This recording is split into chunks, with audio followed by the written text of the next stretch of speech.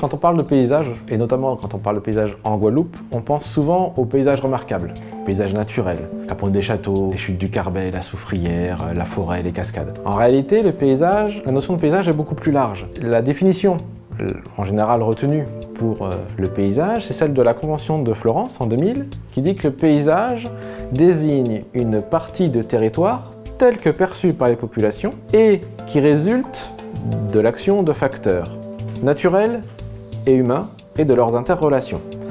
Et là-dedans, il y a une notion très importante. C'est la première partie. Une partie de territoire telle que perçue par les populations. Ce qui veut dire que le paysage existe avant tout dans l'œil de l'observateur. Et ça, c'est important parce que en Guadeloupe, justement, la perception des paysages a pas mal changé au cours de ces dernières décennies. La perception des paysages se fait beaucoup par la route.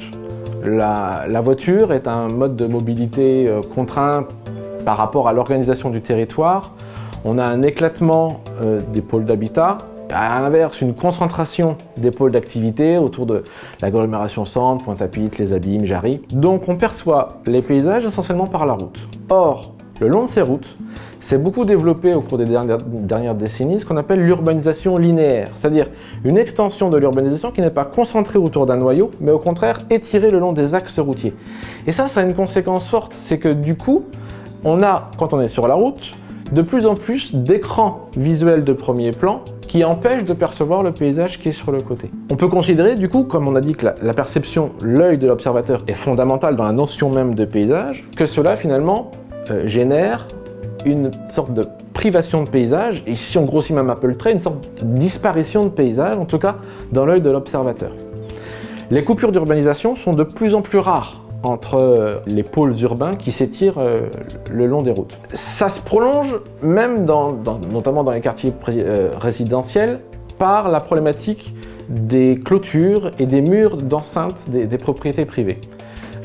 C'était pas forcément le mode d'organisation de l'espace il y a encore quelques décennies où la limite entre l'espace public et l'espace privé n'était pas forcément claire. On ne savait pas exactement quand est-ce qu'on était sur l'accotement de la route ou quand est-ce qu'on était dans le jardin. Aujourd'hui, on cherche à marquer la propriété privée, à se sentir chez soi, bien chez soi. La question n'est pas de savoir si c'est bien, si c'est mal. L'important, c'est de se rendre compte de ce que ça a comme conséquence sur la perception du paysage. Et du coup, quand le regard n'est pas arrêté par le bâti lui-même, il est le plus souvent maintenant arrêté par un mur ou une clôture opaque. L'œil se retrouve de plus en plus enfermé dans l'emprise de la route. Mais il n'y a pas que la notion de perception qui a été modifiée au cours des dernières décennies. L'identité même de certains paysages a été dégradée ou en tout cas diluée. En termes d'identité et de diversité, la Guadeloupe est riche en termes de paysages. Si on a autant de touristes qui viennent en Guadeloupe, c'est certes pour profiter de la gastronomie, de la culture, mais aussi de la diversité des paysages.